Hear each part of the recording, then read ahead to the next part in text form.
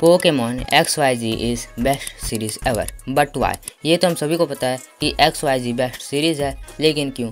अब क्या बोलोगे अगर मैं आपसे सवाल पूछूं? उसकी एनिमेशन अच्छी थी, हाँ, लेकिन ये सिर्फ एक रीज़न है। इसके बहुत सारे रीज़न हैं, लेकिन मैंने इनमें से टॉप 5 रीज़न निकाले हैं जिससे पता चलेगा कि XYZ बेस्ट क्यों है। और रीज़न नंबर 3 तो बहुत ही ज़्यादा इंपॉर्टेंट है, तो उसे मिस भूल कर भी मत करना। और आप भी इससे एग्री ज़रूर करोगे। तो चलो वीडियो को स्टार्ट करते हैं और जानते हैं why people love this series. Reason number 1, story line and animation. ये तो हम सभी को पता है कि एक अच्छी एनिमे तब बनती है जब एनिमे की एनिमेशन और स्टोरी लाइन अच्छी हो। अगर एनिमे की एनिमेशन बेकार है और स्टोरी लाइन अच्छी है तो उसके ग्रो होने के चांसेस है, लेकिन अगर एनिमेशन अच्छी है और स्टोरी लाइन बेकार है तो ग्रो होने के चांसेस बहुत कम है। और XYZ में इन दोनों ही चीज़ों का बराबर ध्यान दिया गया है। XYZ की स्टोरी लाइन तो अच्छी है, साथ में उसकी एनिमेशन तो और भी अच्छी है। शायद ही कभी पोकेमॉन के डायरेक्टर्स इतनी अच्छी स्टोरी लाइन फिर से ला पाएँ। मुझे तो नहीं लगता पाएंगे। आपको क्या लगता है कमेंट में बताइए।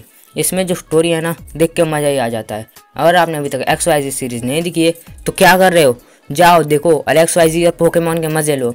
XYZ की हर एक डिटेल पर बारीकी से काम किया गया है। XYZ में एस के राइवल्स और एस के पोकेमॉन काफ़ी ज़्यादा पावरफुल दिखाए गए हैं। अगर आप एक पोकेमॉन फ़ैन हो और आपने अभी तक XYZ नहीं देखी है तो ज़रूर देख लो। और अगर आप पोकेमॉन फ़ैन नहीं हो तो ज़रूर देखना चाहिए, जिससे आप पोकेमॉन फ़ैन बन जाओ। रीज़न नंबर 2, एस के पोकेमॉन्स। ये तो हम सभी पता है कि एस की XYZ team one of the strongest Pokemon team है एस की। और XYZ पहली एक ऐसी सीरीज़ है जिसमें एस फाइनल्स तक गया है। एस और एस की इस टीम को देखकर लग रहा था कि एस इस बार तो पोकेमॉन चैंपियन बन ही जाएगा, लेकिन एस फाइनल्स में हार जाता है, जिससे पोकेमॉन फ़ैन और मैं दुखी तो हुए, लेकिन ज़्यादा देर तक नहीं, क्योंकि अभी XYZ में बहुत कुछ बाकी था। खैर वो दूसरा टॉपिक है। तो अभी इस टॉपिक पर बात करते हैं जो है एस के पोकेमॉन। भाई जो पोकेमॉन फ़ैन एस की नोवा टीम देखकर दुखी हुए थे ना, वो XYZ की इस टीम को देखकर बहुत खुश हुए। मैं खुद एक पोकेमॉन फ़ैन हूँ और मैं सच्ची बता रहा हूँ, सच्ची, जब मैं एस इनोवा की टीम की परफॉर्मेंस देखी ना, तब मेरा मूड ख़राब हो गया था। मैंने इनोवा देखना ही छोड़ दिया। लेकिन जब मैंने XYZ की टीम देखी तो मेरा माइंड ब्लास्ट हो गया। और इससे एस ने भी साबित कर दिया कि एक रीजन के अंदर कमबैक करना कोई एस से सीखे। रीज़न नंबर 3, पोके गर्ल्स। पोकेमॉन के इतिहास में अनेक पोके गर्ल आई और चली भी गई। मिस्टी, डॉन में और पोके गर्ल से नाम पे धब्बा यानी आयरस। मुझे क्यों तोड़ा? मुझे पता है यहाँ पे आयरस को लाने की ज़रूरत नहीं थी, क्योंकि आयरस को कोई पोके गर्ल समझता ही नहीं। आयरस को डालो चूल्हे में और पोकेमॉन की one of the cutest, prettiest और ब्यूटीफुल पोके गर्ल सेरेना की बात करते हैं। जिन लोगों ने भी XYZ देखी है ना, उनको पता हो कि सेरेना क्या है। और XYZ के बेस्ट होने का एक इम्पॉर्टेंट रीज़न सेरेना है। और XYZ में हमको पता चल गया कि एस से मिलने वाली पहली पोके गर्ल सेरेना थी, ना कि मिस्टी। भले ही एस सेरेना को लेकर चला गया हो, लेकिन सेरेना पोकेमॉन फैंस के दिलों में है। सावधान जरूरी सूचना, ये जो लाइन मैंने भी बोली थी ना, भले ही एस सेरेना को लेकर चला गया, पर सेरेना पोकेमॉन फैंस के दिलों में है। ये लाइन स्क्रिप्ट में थी ही नहीं, ये मेरे दिल से निकली थी उसी वक्त। Back to topic. Reason number 4, phenomena. ये तो हम सभी को पता है कि कालोस एक पहला ऐसा रीजन बना जिसमें हमें कोई फिनोमिना देखने को मिला था, जिसे देखकर दिल गार्डन गार्डन हो गया।